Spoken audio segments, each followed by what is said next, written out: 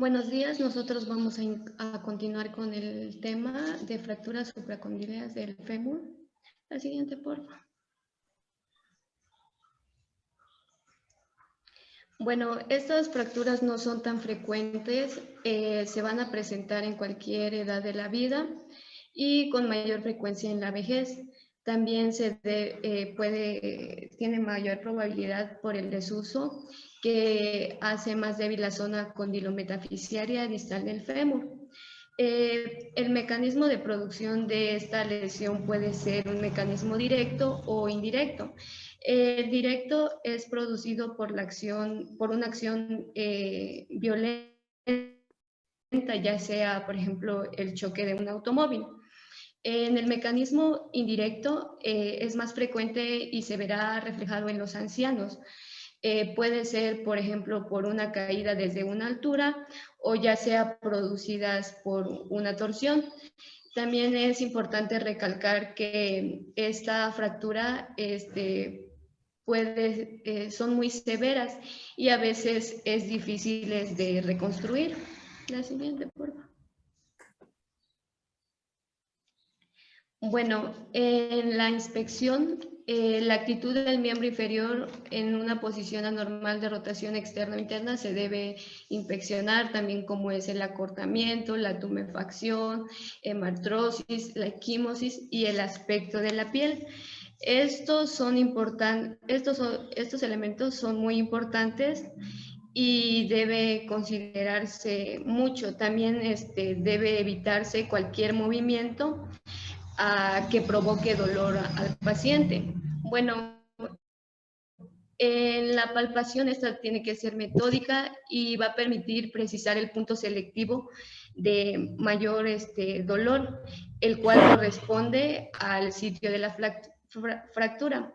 Aquí se debe establecer también lo que es la posición de los fragmentos desplazados en caso de que exista. También se debe verificar la movilidad anormal y las crepitaciones. Existe también un acortamiento de varios centímetros en las fracturas desplazadas. La siguiente, por favor. Bueno, en la figura se muestran algunos ejemplos de diferentes tipos de fracturas. En la figura 1 podemos ver una fractura transversal, seguida también por en la imagen 2, podemos ver una fractura intercondílea en forma de T. En la figura 3 podemos ver una fractura con fragmentación múltiple, que esta se va a extender hasta la diáfisis. Y en la figura 4 podemos ver una fractura de un solo cóndilo. Entonces vean que de las 4 imágenes, solo la primera no implica el cartílago articular. Las otras, además de fractura supracondílea, también hay un trazo intraarticular, que seguramente nos va a dejar problemas, porque recuerden que artrosis en las articulaciones cuando hay trazos intraarticulares, por lo menos. Bueno, continuamos con la siguiente. Bueno, en el cuadro clínico va a haber un aumento de volumen de la región. También va a haber un dolor muy intenso que va a provocar la incapacidad funcional. Vamos a encontrar también hemartrosis de la rodilla y aquí se va a asociar un compromiso vasculonervioso por la región de la arteria poplítea. Y es importante buscar siempre la movilidad del pie. La siguiente, por favor. No se olviden que en el hueco popliteo va la arteria y el nervio. Entonces, cualquier cosa que pase en la rodilla puede comprimir el hueco popliteo que forma parte de la rodilla en la parte posterior y dar como consecuencia alteraciones vasculonerviosas en el pie. Entonces hay que estar muy pendiente del pie, así como de la mano en la extremidad superior. Recuerden que en la mano podemos revisar los nervios cubital, mediano y radial. Igual en el pie podemos revisar el ciático, ¿verdad? que tiene sus ramas y que van hacia la parte anterior y posterior.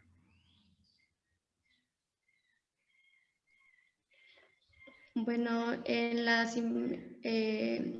investigaciones complementarias tenemos lo que es la radiografía. Mediante las radiografías, ya sea en vista antero-posterior o lateral, nos dará una localización exacta de la fractura. También vamos a poder ver la variedad de la fractura. Y es importante determinar en la radiografía lo que es el tipo de fractura, si hay desplazamientos o no, en qué dirección está el trazo, si hay una fractura conminutiva o simple, o la posición de los fragmentos. Todos estos datos son importantes para llegar a un tratamiento bastante bueno. La siguiente, por favor. Bueno, aquí tenemos dos radiografías, ambas son laterales. En la primera radiografía podemos ver que el miembro inferior del fémur presenta una fractura con trazo horizontal y se desplaza total de la parte metafisiaria del fémur. También podemos ver que está bifragmentada. Bueno, en la imagen 2 podemos ver también una radiografía lateral del miembro inferior del fémur y aquí podemos ver un trazo, una fractura con trazo oblicua. Y también podemos ver que está bifragmentado, así como podemos ver que hay un clavo y líneas de fijación. La siguiente, por favor. Vean que una tiene diastasis. La primera, hay una separación, hay una diastasis. Mientras que en la segunda están cabalgados los fragmentos, pero juntos por lo menos, ¿verdad? Uh-huh. Y efectivamente tiene una férula en la parte posterior. Bueno, la siguiente. Bueno, en el tratamiento tenemos lo que es la conducta inicial. Debemos inmovilizar al paciente.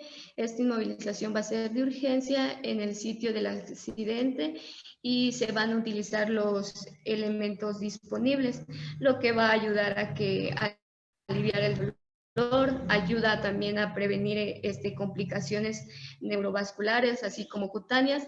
También tenemos como tratamiento definitivo lo que es el conservador y el quirúrgico. Y es importante en estos tratamientos la recuperación completa de los cuádriceps.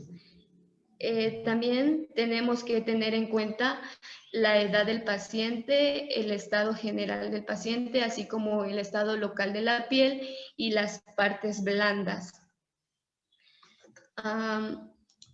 Tenemos que determinar también la variedad de la fractura. Si esta fractura tiene una lesión articular, si hay desplazamientos o no, así como también si es reciente o no, o si el paciente presenta osteoporosis. Es muy importante verificar eso. La siguiente, por favor. Bueno, como tratamientos definitivos tenemos alternativas, que son 7, así como es la inmovilización con un yeso y recomendarle al paciente que haga ejercicio, así como fijadores externos y recomendar al paciente que haga ejercicio nuevamente, ya sea la reducción manual seguida de un yeso y también recomendarle que haga ejercicio. Y como último tenemos la reducción abierta y osteosíntesis o preferentemente el sistema de comprensión o con alambre de Rush. Es importante también si nosotros decidimos el tratamiento conservador, es importante drenar la hematrosis, que esta siempre va a ser bastante intensa en estos casos de fracturas. La siguiente, por favor. Bueno, también tenemos fracturas articulares sin lesión articular ni desplazamiento o con un desplazamiento mínimo y estable. Lo primero que tenemos que hacer en este tipo de fractura es inmovilizar el miembro con un yeso largo. Esto va a ser desde la ingle hasta los dedos de los pies y tiene que estar bien adaptado el yeso. La rodilla tiene que estar flexionada a unos 20 grados. Y también aquí vamos a autorizarle al paciente la deambulación sin apoyo de una muleta. La rehabilitación se le va a recomendar que el paciente haga ejercicios de cuádriceps y que comience lo antes posible. El yeso va a ser retirado de la semana 6 u 8 y a la semana 2, es a la semana 2 o 4, el paciente ya debe caminar bastante bien. Ah, Chihuahua. Bien. ¿Cómo caminar bastante bien? ¿Estás segura? Sí, eso leí. No, si está retirando el yeso a las 6 a 8 semanas. Entonces no puede Pero apoyar, es que pero marcaba que... no debe apoyar la extremidad ese tiempo. Bueno, está bien. Bueno, continuamos con la siguiente diapo. Acuérdense que es el fémur. Es cierto que es una zona donde hay mucho tejido esponjoso, pero es tardada la consolidación.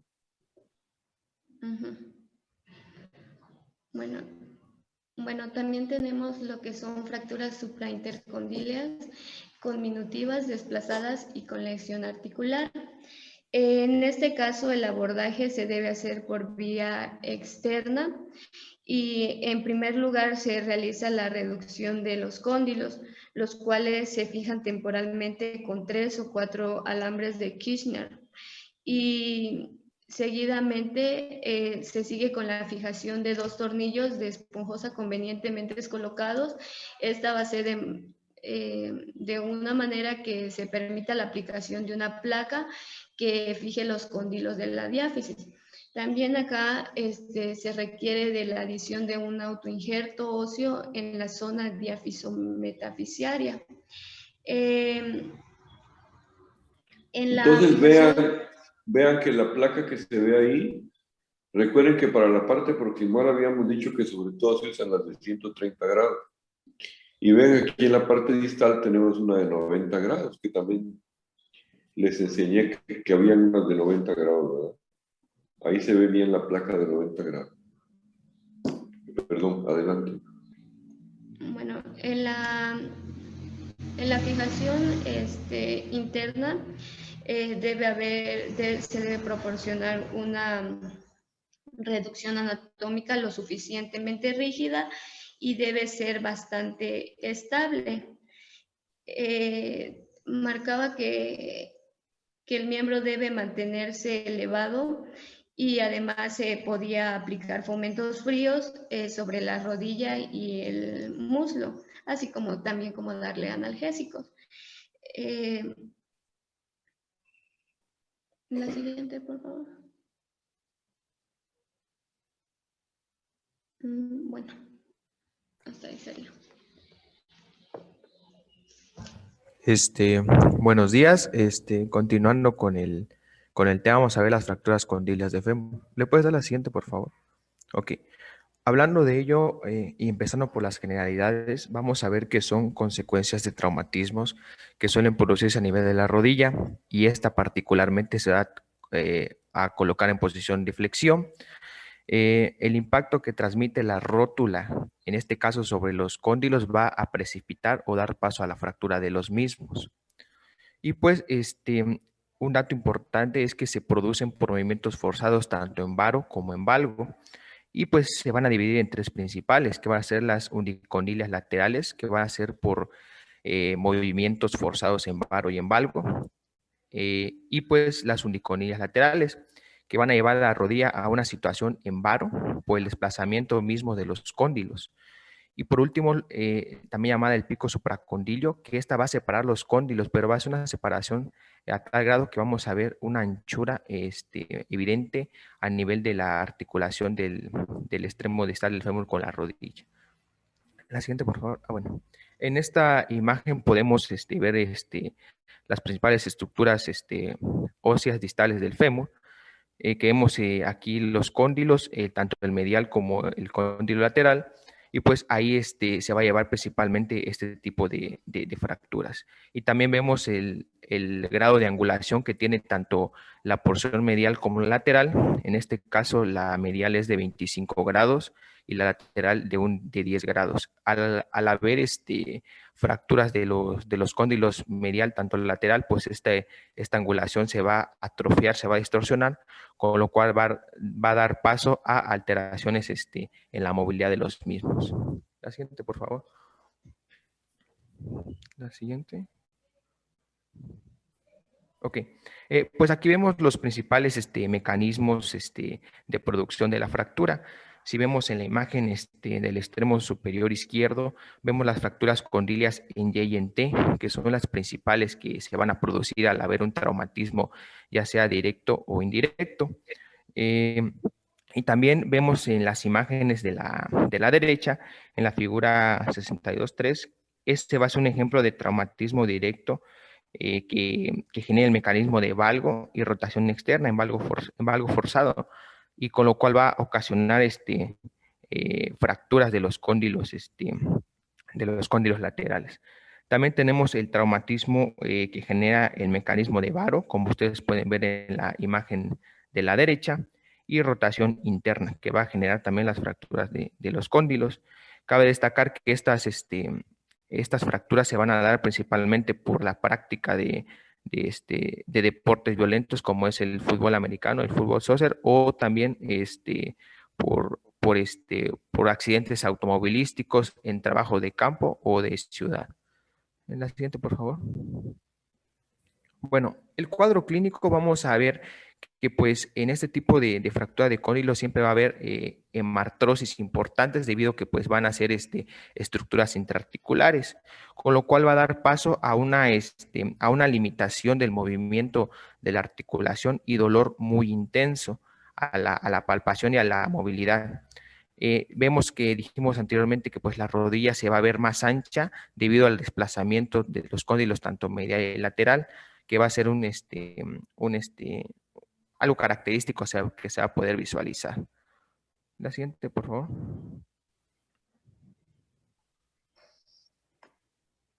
Bueno, dijimos que como son fracturas intraarticulares, pues siempre el pronóstico va a ser desfavorable.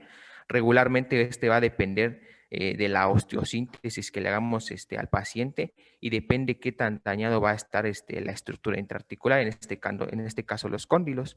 También es importante en la valoración del pronóstico controlar y medir los pulsos tanto pedio y tibial, la temperatura, sensibilidad, porque pues ahí vamos a ver que van a pasar estructuras importantes del paquete vasculonervioso, con lo cual puede dar alteraciones tanto a nivel sensitivo como la de la irrigación. Y pues si vemos en la clasificación que vemos en la imagen, tenemos que las fracturas distales de fémur pues se van a dividir en extraarticulares, que este tipo de fracturas extraarticulares no van a tener tan mal pronóstico porque como su mismo nombre lo dice, no van a afectar a la articulación en sí, pero sí va a tener algún tipo de complicaciones. Las articulares parcialmente, pues obviamente el pronóstico va a depender de qué tanto sea afectada la articulación. Y por último, las fracturas articulares completas, las cuales van a ser de peor pronóstico ya que se afecta a la articulación, con lo cual va a dar paso a alteraciones estructurales y de la funcionalidad a largo plazo si en dado caso no hay una osteosíntesis o corrección completa de la fractura. Y una fractura característica de los cóndilos femorales va a ser la fractura de Hoffa. Estas van a ser fracturas en el tercio distal del fémur, que van a ser onicondilias, van a afectar a un solo cóndilo. Regularmente van a ser en el plano coronal, perdón. Son poco frecuentes, la verdad, no van a ser porque se van a presentar, que vamos a ver muchos casos, va a ser poco frecuente y muy raras. Por definición, como dijimos, son fracturas inestables y por lo tanto van a requerir resolución quirúrgica. En este caso, y el mecanismo del trauma principalmente se va a deber a fracturas de tipo directo, con la rodilla en flexión, como dijimos en diapositivas anteriores. Cabe destacar que pues esta fractura va a ser difícil de diagnosticar, es por ello que pues se tienen que hacer varias proyecciones radiográficas. Regularmente en la proyección anteroposterior, como vemos en la imagen de la izquierda, no se visualiza en sí la fractura, podemos ver una integridad de los elementos óseos normales y a simple vista no se puede ver ninguna alteración. Es por ello que se recomienda en este tipo de fracturas hacer una proyección lateral y como ustedes pueden ver en la imagen del extremo superior derecha, vemos que es una radiografía lateral en donde se observa una fractura de tipo vertical, en este caso del cóndilo medial, que es compatible con la fractura de Hoffa. La siguiente, por favor. No me lo cambies. A ver, ya aquí pusiste controlar los pulsos pedios. Por favor, ¿alguien me puede decir dónde se palpa el pulso pedio?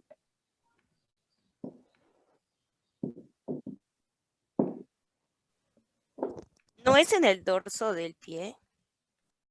Pues sí, pero ¿en qué parte del dorso del pie?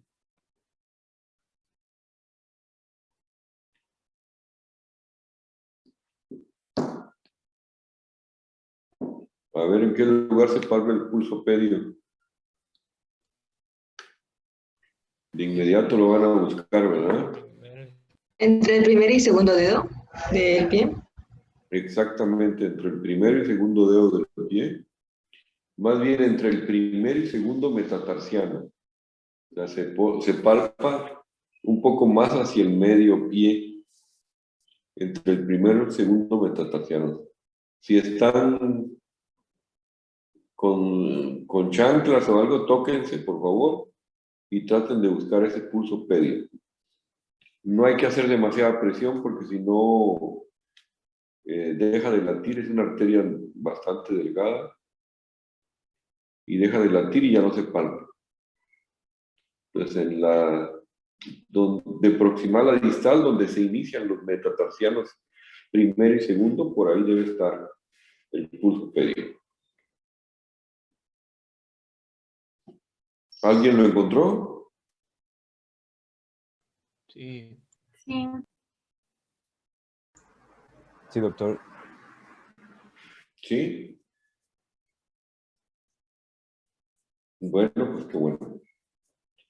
El tibial posterior es mucho más difícil de encontrar porque está detrás del malleolo medial. Y entonces es más profundo y es difícil de palpar. Más difícil de palpar, pero el pedio es muy fácil de encontrar en el lugar que ustedes dijeron. Muy bien. Adelante. Bueno, gracias, doctor.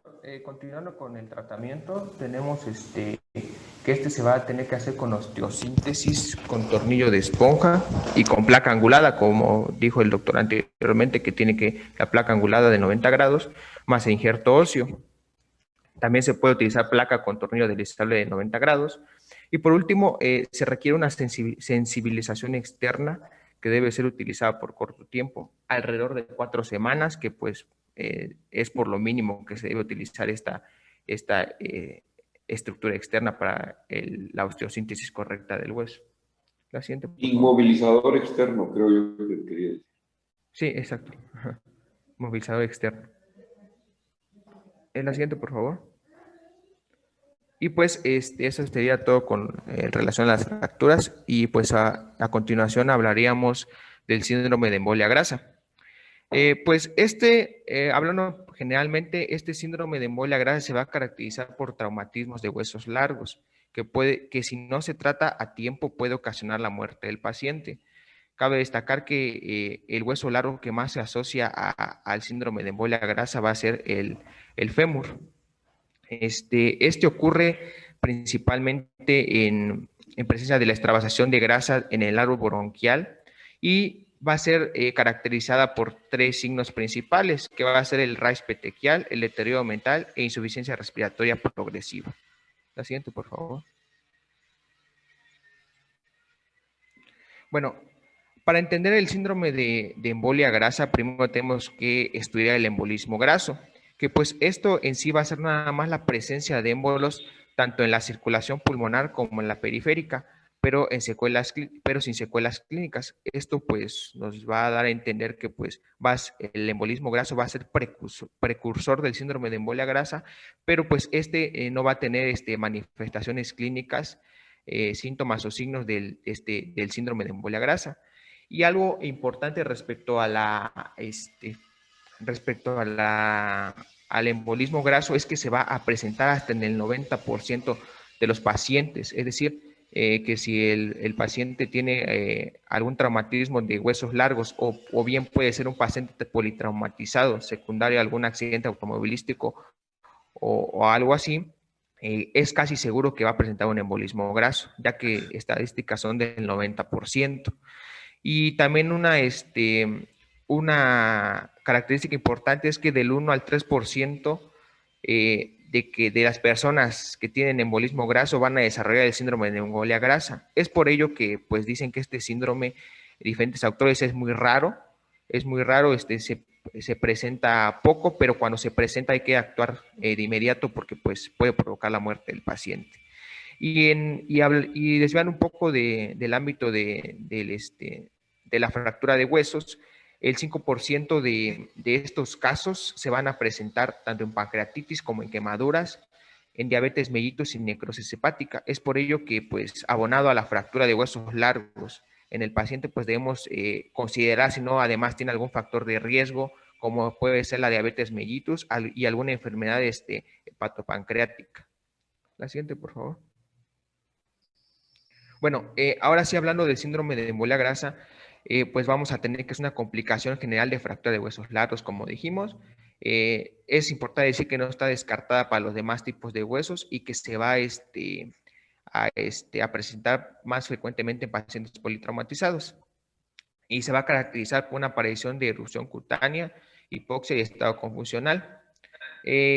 No es proporcional a la gravedad de la lesión, es decir, que el paciente puede estar politraumatizado, se puede presentar el síndrome o nada más puede tener un ligero traumatismo de fémur y aún así va a tener la misma probabilidad de presentar el síndrome de embolia grasa. Aparece alrededor de 12 a 72 horas posteriores al trauma óseo. Por lo regular hay un periodo de ventana que podemos llamar de 24 horas posteriores al traumatismo en el cual el paciente, pues, una vez estabilizada la fractura, no va a presentar ningún signo y síntoma. Hablando de la epidemiología, pues, es importante decir que, pues, va a ser más frecuente en la segunda y tercera década de la vida, así como en la sexta y séptima década de la vida. Van a ser los estadios en el cual se va a presentar más este síndrome. Va a ser más común en hombres que en mujeres. Y algo importante a destacar es que no nada más se va a asociar a traumas, sino que también puede aparecer en cirugías ortopédicas y estéticas. Y una de las más principales va a ser la artropatía total de cadera, que se va a presentar este síndrome hasta en un 60% de los pacientes sometidos a esta intervención. Por lo consiguiente, es importante tener una vigilancia estricta del paciente. En las fracturas de huesos largos va a ser del 1 al 35%, con lo cual va a ser la predominancia del hueso fémur, que se va a llevar más que va a tener más frecuencia en este síndrome. Y pues también en la liposucción se va a presentar, pero en menor proporción, ¿no? Hasta de un 0.19 hasta un 8.5%. La siguiente, por favor. Bueno, las causas traumáticas, bueno, hablando un poco de las causas traumáticas del síndrome de embolia grasa, vamos a tener que podemos ver dos principales vertientes que van a ser las fracturas cerradas. En este caso vamos a hablar de los huesos largos, como el fémur, las costillas y vértebras. Las fracturas de pelvis también, que aparte de que pues van a producir una hemorragia que va a ser muy prolongada y pues con lo cual va a llevar a un estado de hipovolemia, pues también va a presentar el síndrome de embolia grasa. Y otras causas traumáticas, no solo va a ser secundario al evento de un traumatismo, sino también por la curación, el proceso de osteosíntesis. Y esto se va a llevar a cabo al colocar clavos fresados, prótesis y osteotomías, que también va a ser un factor de riesgo para el desarrollo del síndrome de embolia grasa. Otro de los factores va a ser el trasplante de médula, riñón, liposucción y quemaduras. También la osteomielitis y la celulitis. La siguiente, por favor. Bueno, hablando más abiertamente de los factores de riesgo, es predominante en hombres. La edad promedio va a ser en los adultos de mediana edad, que va a llevar de los 30 a los 39 años. El estado hipovolémico postraumático se va a asociar mucho al síndrome de embolia grasa, y el cual va a estar en correlación obviamente con la reserva cardiopulmonar, que se va a encontrar disminuida. También vamos a tener factores relacionados con el daño, que pues va a ser asociado a fracturas múltiples en pacientes politraumatizados, fracturas bilaterales del fémur, que dijimos que va a ser el lugar de los huesos largos más frecuentes del desarrollo de este síndrome, fracturas traumáticas con aplastamiento y pues daño pulmonar concomitante. La siguiente, por favor. Hablando de su fisiopatología, tenemos que la principal va a ser la teoría de la extravasación, en el cual se va a presentar ingreso de grasa a la circulación venosa. Y esto va a provocar que haya una diferencia de presiones entre el vaso y el tejido adyacente, que pues no va a ser necesariamente una lesión de continuidad.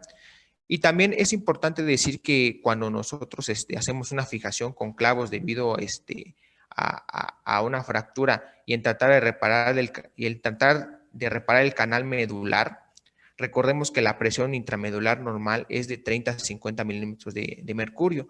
Entonces, cuando se hace una osteosíntesis con fijación con clavos, pues esta presión se puede elevar hasta de 800 hasta 1400 milímetros de mercurio, es decir, más de lo súper elevado de lo normal. ¿Y qué va a ocasionar esto? Pues que haya una extravasación a la circulación, extravasación de grasa a la circulación venosa, y por esto la formación de émbolos, que pues se van a liberar y manipular cuando haya este tipo de fijación, ¿no? Y pues una vez liberada la grasa a la circulación venosa, los émbolos van a tender a formar masas trombóticas desde 1 a 8 centímetros de diámetro, o bien fragmentarse. Y pues dependiendo de qué se tienda a formar, pues va a ser la afección del síndrome de embolia grasa. La siguiente, por favor.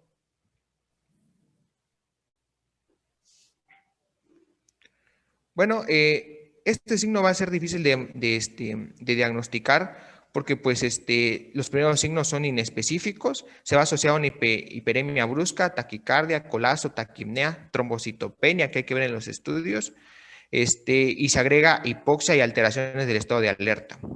Asociándose posteriormente a la triada clásica que ya vimos, que es la insuficiencia respiratoria, dado que el sistema respiratorio va a ser el que se va a alterar primeramente después de la fractura, manifestaciones neurológicas y petequias. Otras alteraciones va a ser fiebre, anemia, trombocitopenia, coagulopatías y disfunción sistólica del ventrículo izquierdo. La siguiente, por favor.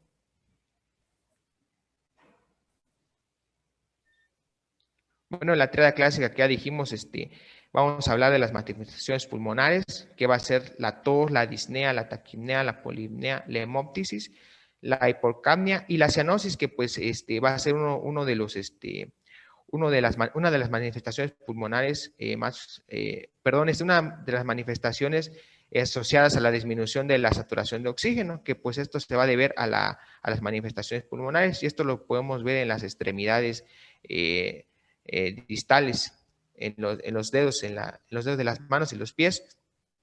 Y ya lo hay que recalcar es que no va a ser corregible la saturación de oxígeno al aplicar alta dosis de oxígeno. Y las manifestaciones neurológicas se van a presentar en un 80% de los pacientes, dado que pues después de las alteraciones del aparato respiratorio se van a alterar las alteraciones del aparato, las alteraciones neurológicas, perdón. Estas se van a aparecer a las 6 a 12 horas después de las alteraciones pulmonares y se van a manifestar con somnolencia, agitación, afasia, edema cerebral, confusión aguda, desorientación, y si no se tiene un tratamiento adecuado y pronto va a haber coma. Paciente, por favor. Las manifestaciones cutáneas, pues dijimos que va a formar parte de la triada clásica, va a ser el rash petequial, que se va a presentar en el 50% de los pacientes, aparecen 2 a 3 días después de los signos pulmonares, es decir, las manifestaciones cutáneas van a ser las últimas en presentarse, después de las respiratorias y neurológicas, y se va a caracterizar por invasión petequial en todo el cuerpo, pero principalmente en la cara anterosuperior del tórax, la línea axilar, la cara anterior y la base del cuello. Conjuntivas y mucosas. La siguiente, por favor. El diagnóstico pues se va a establecer mediante los criterios de Gurt, que fueron planteados en 1974, en el cual va a dividirlos en criterios mayores y criterios menores. En los criterios mayores podemos darnos cuenta que se va a abarcar la triada clásica que dijimos, el rash petequial, los síntomas respiratorios, el hemoptisis, se va a agregar los signos neurológicos, la taquicardia y la fiebre. Y los criterios menores son los inespecíficos, como dijimos, que van a ser cambios retinianos, cambios renales, trombocitopenias, disminución súbita del nivel de hemoglobina y velocidad de sedimentación globular. Y pues para el diagnóstico, algunos actores manejan que se requieren 2 criterios mayores o de un criterio mayor y 3 criterios menores. Y otros refieren que se requiere de un criterio mayor y 4 menores, pero por lo regular siempre se toma el primero. La siguiente, por favor. Y por último, tenemos los estudios del IDIKIT, que estos se van a asociar más que nada a la alteración del aparato respiratorio, en el cual va a ser característico una presión parcial de oxígeno menor a 60 milímetros de mercurio, lo cual nos va a dar ya una insuficiencia respiratoria aguda, una presión parcial de dióxido de carbono mayor a 55, frecuencia respiratoria sostenida por un largo periodo mayor a 35 respiraciones por minuto e incremento del trabajo respiratorio, esto manifestado por la utilización de músculos accesorios. En la toma de estudios de gabinete y laboratorio, vemos que pues obviamente debemos empezar con una radiografía de tórax. Regularmente esta va a ser normal, pero puede aparecer un signo patoneumónico que va a ser en tormenta de nieve, que va a ser típico pero muy inespecífico de la patología. Y si obviamente pues no detectamos nada con la radiografía, recurrimos a tomografía axial, resonancia magnética, gasometría y biometría. La siguiente, por favor. No se tarden porque se les va a morir el paciente.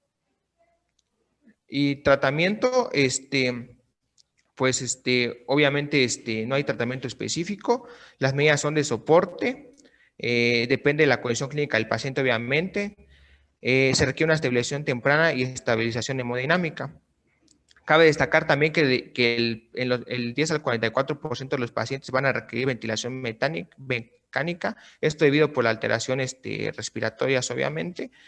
Requieren oxígeno suplementario, ya sea que se trata para tratar de evitar la hipoxemia, ¿no?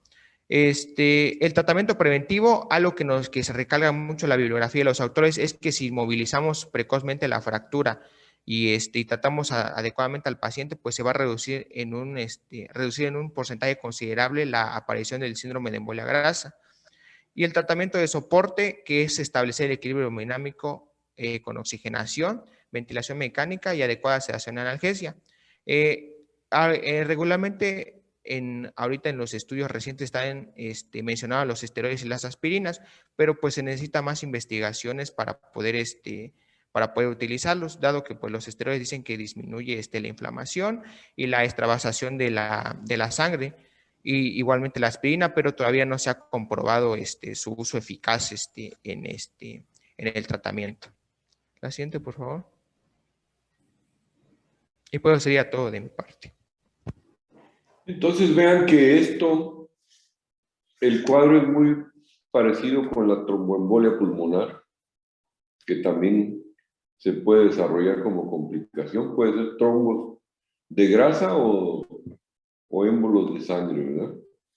Y el cuadro es muy parecido. Y recuerden que también el cuadro es muy parecido al que le está dando a la gente con complicaciones por el COVID y que se está utilizando lo mismo, la aspirina y la cortisona. También recuerden que se utiliza mucho la heparina y sus derivados, con todos los riesgos que existen. Pero de todas maneras el paciente se está muriendo, entonces algo hay que hacerle, ¿verdad?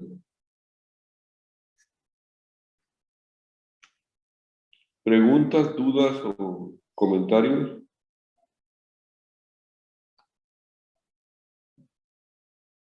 Entonces, aguas, me ha tocado ver pacientes jóvenes, que llega uno un día y platica uno bien con él, completamente normal, y llega uno al día siguiente al platicar con él, le empieza uno a decir tonterías, ¿verdad? Aguas, porque eso es señal de que hay confusión mental y que lo más seguro es que se esté iniciando una tromboembolia. Entonces, si eso pasa, de inmediato hay que ir a buscar petequias a las conjuntivas de los ojos y al hemitórax, la parte superior y anterior. Porque es muy probable que se esté iniciando, les digo, la tromboembolia pulmonar. ¿Preguntas, comentarios, dudas?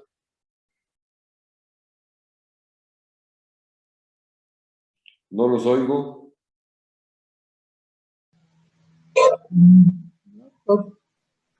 No, doctor. ¿Todo bien? Entonces seguimos con fracturas de rótula. Es un pedacito pequeño y ya terminamos. Bueno, continuando con lo que son las fracturas de rótula, tenemos que este hueso se va a encontrar en lo que es la articulación de la rodilla, va a ser aplanada en sentido anteroposterior y normalmente va a tener una forma irregular. Sin embargo, se le va a adoptar una forma triangular, ya que va a tener una base y un vértice. Además de esto, va a constar de 2 caras y de 2 bordes. La siguiente, por favor. Como les decía, va a tener 2 caras, una cara anterior y una cara posterior. La anterior va a ser de forma convexa y esta va a tener lo que son estrías verticales, debido a que en esta parte va a encontrar lo que es se va a encontrar lo que es el tendón del cuádriceps. En la parte posterior, en la cara posterior, vamos a tener 2 partes, una cara articular, una superficie articular y una superficie no articular. En esta parte es donde se va a estar en contacto con lo que son los cóndilos femorales, y además de esto va a tener lo que es una base en la parte superior y un vértice en lo que es la parte inferior. En la base, en la parte superior, se va a insertar lo que es el tendón del cuádriceps y en el vértice se va a insertar lo que es el ligamento rotuliano. La siguiente, por favor. Como les decía, va a ser el hueso sesamoideo más grande. Proximalmente va a estar en lo que es el músculo cuádriceps y su tendón.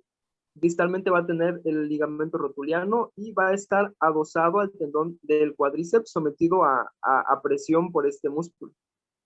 A ver, no me lo cambien ahí porque no estoy muy de acuerdo.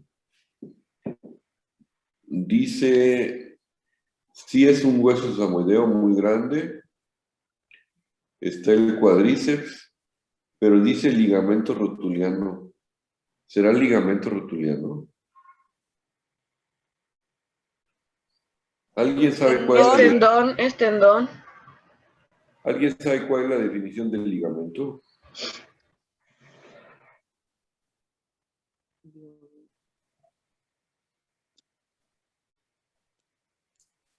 Alguien lo puede buscar por ahí. ¿Qué dice? Es un cordón fibroso y resistente que une los huesos de las articulaciones. Ajá. Entonces, si ustedes se fijan bien en esta imagen, ahí donde están las flechitas, por detrás de las flechitas, o se ve una raya blanca. No sé si me la pueden señalar. Ese es el ligamento colateral lateral. ¿Quién tiene la imagen? ¿Quién tiene la flecha? Los ligamentos colaterales laterales van de hueso a hueso. Y son estabilizadores nada más, no producen movimiento. ¿Nadie tiene la flechita que nos lo señale? El ligamento. Bueno, pero lo están viendo todos. Esa zona blanca que se ve ahí es el ligamento colateral lateral que va del cóndilo lateral al peroné proximal. ¿Sí? Y entonces en vez de tendón es ligamento porque este sí tiene movimiento. Y además, ¿por qué se llama tendón rotuliano? Porque viene del músculo del cuádriceps. Entonces forma parte del mismo tendón del cuádriceps. Entonces forma parte del mismo cuádriceps. Entonces es parte del músculo. ¿Sí? Es parte del músculo. A ver la flechita, pero en el lado lateral